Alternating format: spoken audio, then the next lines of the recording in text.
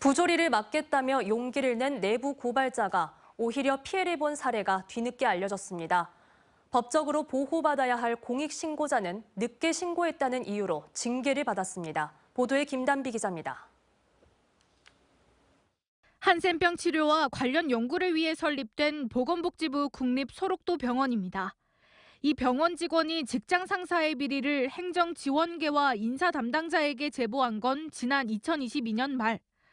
당시 상사가 병원 공사를 수행하고 있던 건설업체로부터 안전화 구매 명목으로 20만 원 상당의 상품권을 받는 등 금품 수수와 예산 낭비, 갑질 행위로 행동 강령을 위반했다며 상사를 신고한 겁니다.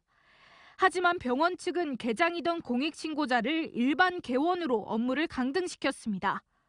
저를 그런 식으로 몰아서 간 거죠. 내부 고발자를 갖다. 그러니까 조직의 반역자다. 약간 이런 느낌? 최초 신고로부터 7개월 뒤에는 보건복지부로부터 견책이라는 경징계도 받았습니다. 늦게 신고했다는 게 이유였습니다.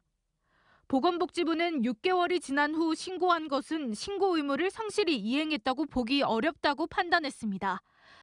또 신고 내용과 별개 사안이지만 공익신고자도 건설업체로부터 부적절한 편의를 제공받은 것으로 보인다며 징계 의결 이유를 덧붙였습니다.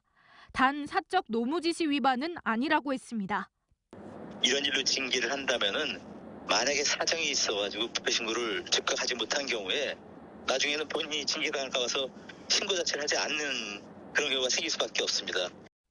공익신고자 보호법에는 공익신고 관련 신고자의 범죄 행위가 발견된 경우 그 형을 감경하거나 면제할 수 있고 공익신고를 이유로 불이익 조치를 해서는 안 된다고 규정하고 있습니다. 저희 이제 누군가를 조직의 반역자로 보이기 시작하면 그 사람에게는 이 법이 통용되지 않도록 하는 경향이 많이 보이더라고요. 그래서 그러면 안 될 것 같고요. 금품 수수 등 혐의를 받은 피신고자는 3개월 정직을 받고 국립재활원으로 근무지를 옮겼습니다. MBC 뉴스 김단비입니다. 언제 어디서나 내 손 안의 뉴스. 광주 MBC 뉴스 유튜브 구독으로 함께하세요.